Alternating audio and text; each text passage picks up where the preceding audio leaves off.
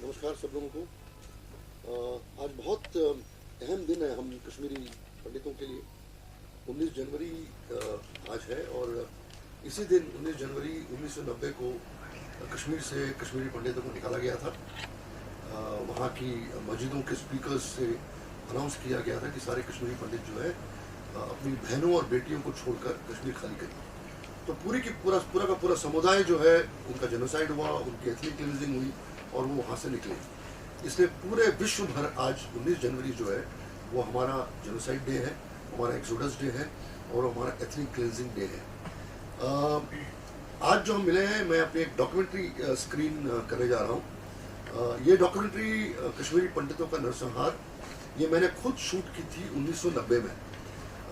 मैं खुद उस दौरान 19 जनवरी के आसपास भी, उस दिन भी मैं खुद कश्मीर में था और ये सारे फुटेजेस जो है मैंने खुद शूट किए। और मैंने उस वक्त जो हमारा पलायन हुआ था, उसके बाद जब रिफ्यूजी कैंप्स में लोग आए और वहाँ पर बसे, ये पूरी जर्नी जो कश्मीर पंडितों की है मैंने खुद शूट की।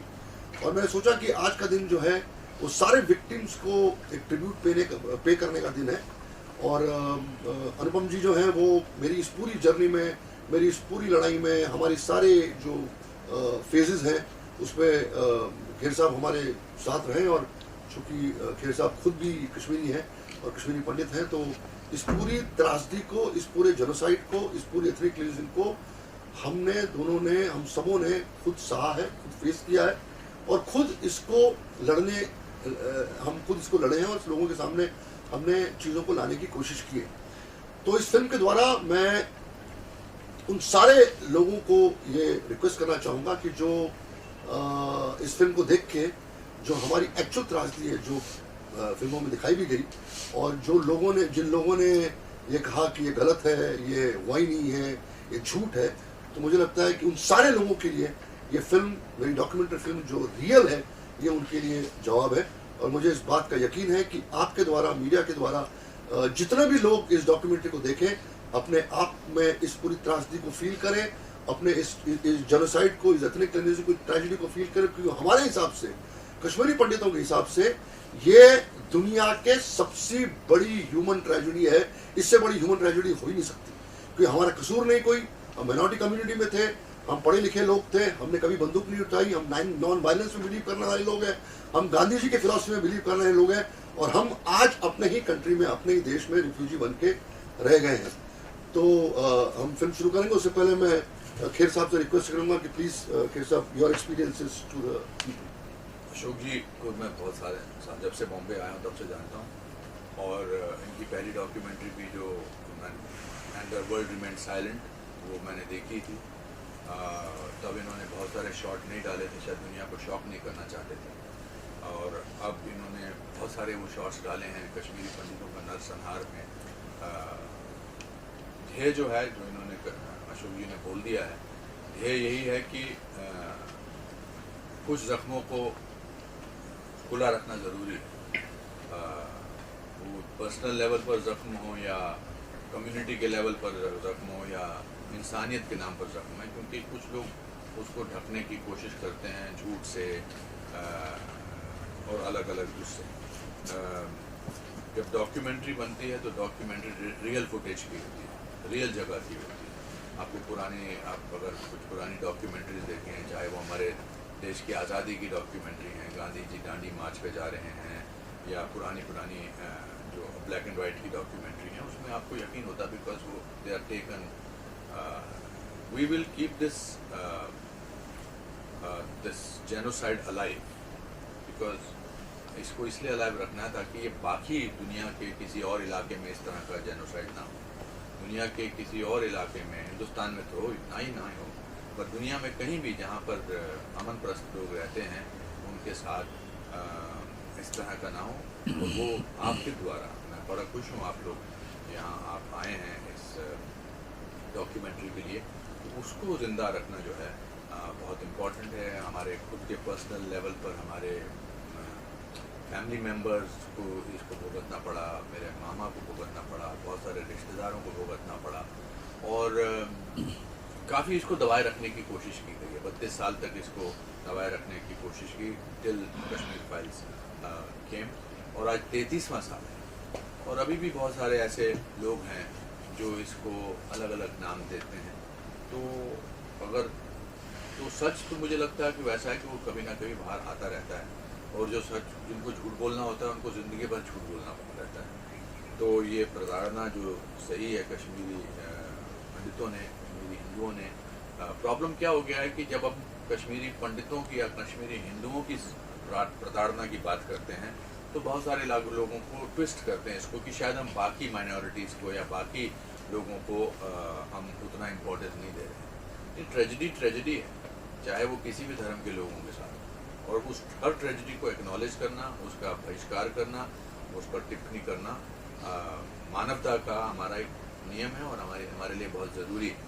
और आज फिर वही है, 2023 19 जनवरी, 33 साल हो गए हैं। अभी भी बहुत सारे हमारे कश्मीरी भाई बहन जो हैं वो अलग अलग चीज़ों के लिए, मुद्दों के लिए लड़ रहे हैं। अभी भी बहुत सारे लोगों को, और टेररिज्म का जो असर है कश्मीर पे हुआ है वो हर जाति पर हुआ है, हर लोगों पर हुआ है। And I am sure this film will bring the truth, and Ashok has been always a great advocate of any unjust anywhere in the world, not only about Kashmiri people. That's the biggest quality Mr. Ashok Pandit has, कि कहीं भी, और ये जिनसे इनके अच्छे संबंध होते हैं, अगर उन्होंने भी कोई गलत काम किया होता तो उनको भी ये पॉइंट आउट करते हैं। चाहे वो एक्टिविज्म हो गार्डन्स को लेकर, चाहे वो ग्रीन रेवोल्यूशन को लेकर हो, चाहे वो जुहू की सफाई हो, चाहे वो जुहू में हम या जुहू अंधेरी एरिया में हम अच्छी सांसें ले सके, ये शख्स जो है हर एक के साथ कंधे पे कंधा मिलाकर हमेशा खड़ा रहता है। इसको इस बात का कोई वो नहीं है कि मैं पॉपुलर रहना चाहिए, क्योंकि हमारे प्रोफेशन में हम पॉपुलर रहना चाहते हैं सबके साथ, पर अब इनका ऐसा इन्होंने कर लिया है कि अनपॉपुलर लोगों के साथ भी पॉपुलर है। तो which is a great quality. ऐसा इंसान बहुत कम होता है, and we are happy that somebody like him is our friend, is my brother, and I always feel that कोई नहीं होगा तो ये तो साथ में खड़ा ही होगा। तो इसलिए I wish him good luck Ashok जी, और ऐसे ही करते रहिए आप काम बस। और हम क्या कर सकते हैं, हम तो बोल ही सकते हैं, अच्छी बातें ही बोल सकते हैं और दिल से बोलते हैं, क्योंकि मेरे दादाजी ने कहा था कि भीगा हुआ आदमी बारिश से नहीं डरता। जब मैं यहाँ पर स्ट्रगल कर रहा था और मुझे काम नहीं मिल रहा था तो मैं रेलवे प्लेटफॉर्म पे सोया था कुछ 27 दिन बैंड्रा ईस्ट में। तो मैंने उनको एक खत लिखा था, diverting but it's important to tell कि क्यों हम शायद बेबाक तरीके से बात करते हैं। तो मैंने उनको खत लिखा था कि दादाजी वो कश्मीर में रहते थे। मैंने कहा मैं कहाँ यहाँ फंस गया हूँ, मैं रेलवे प्लेटफॉर्म पे रह रहा हूँ, पढ़ा लिखा एक्टर हूँ, मैं गोल्ड मेडलिस्ट हूँ, और मुझे यहाँ रेलवे स्टेशन पे रहना पड़ रहा है और 1:30-2 बजे सोना पड़ता है और 4:45 बजे उठना पड़ता है, बिकॉज ट्रेनें शुरू हो जाती हैं, ट्रेनें बंद होती हैं। उन्होंने मुझे एक खत लिखा था, अभी भी याद है। तो उन्होंने लिखा था कि बेटा तू रुक जा वहाँ पर, तू 1.5 साल से वहाँ पर है, तेरे माँ बाप ने बहुत मेहनत की है तुझे यहाँ तक पहुँचाने की, और एक बात याद रख, भीगा हुआ आदमी बारिश से नहीं डरता। That line changed my life. और अब हम जब भी कोई मुझे लगता है कि हमारे खिलाफ या हमारे ऐसी बात तो होती है तो सीधा दादाजी का डायलॉग चलता है कि भीगा हुआ आदमी बारिश से नहीं डरता। इसलिए so thank you very much for coming. मुझे जाना होगा, अगर आपका कोई सवाल है उससे पहले तो आप मुझसे पूछ सकते हैं।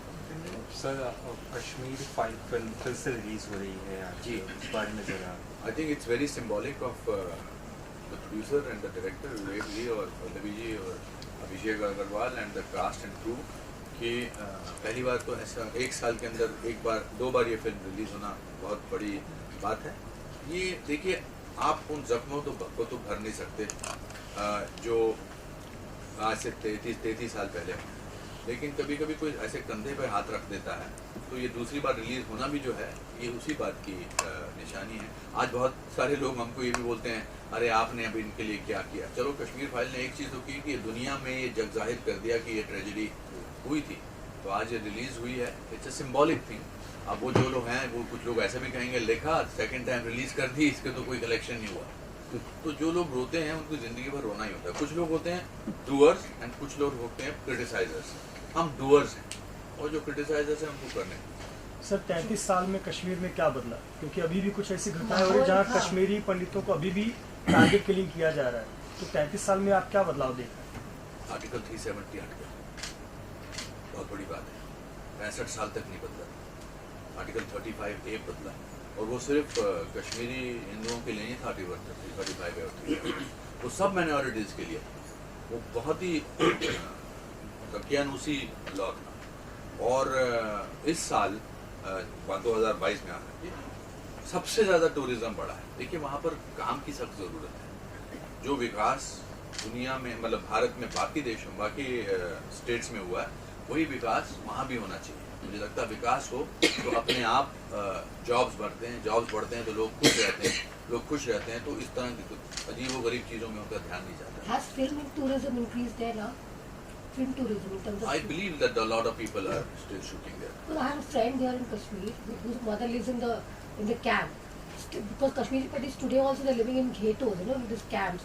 तो ये माहौल कब तक बदलेगा आपको लगता है? What do you all think? देखिए, जो बदलाव है वो बहुत साइलेंट होता है। हमने देश को आज़ाद करने के लिए 200 साल लड़ा है, 100 साल लड़ा, पर आज़ाद हुआ। अब ओवरनाइट तो चीज़ें मुझे नहीं लगता। That's more for an answer for politicians to give you that answer. I am an optimist. अब आज हम जो बैठे हैं और आपके साथ बैठे हैं, ये भी ऑप्टिमिज्म का नतीजा है कि हम चाहते हैं कि कुछ बदले और कुछ आप सवाल उठाएं और कुछ सवाल ये आपके ज़रिए बाकी लोगों तक भी पहुँचे। इन सालों में बहुत सारी चीज़ें आपने इसके अंदर रियल दिखाई है, तो वो कितना बड़ा चैलेंज था आपके लिए, और जब वो चीज़ें याद आती है तो क्या फील करते हैं सर, अगर इस बारे में कुछ? देखिए, ये जो पूरा एक्सोडस था, जेनोसाइड जब मैं वहाँ पे था, तो मेरी लाइफ चेंज हो गई actually.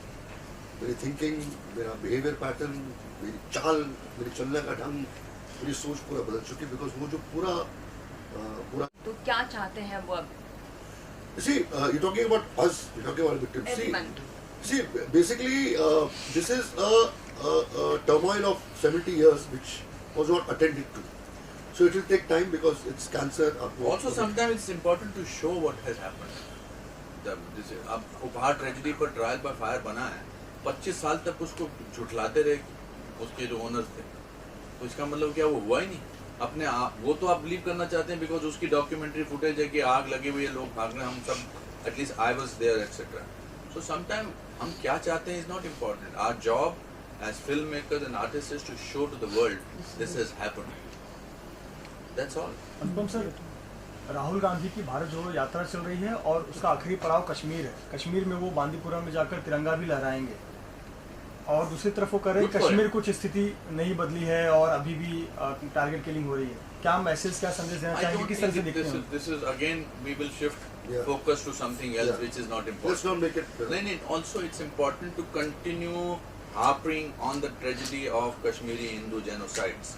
I will not talk about anybody else and let the person hijack about what we are talking about. We have done that for 33 years, not anymore.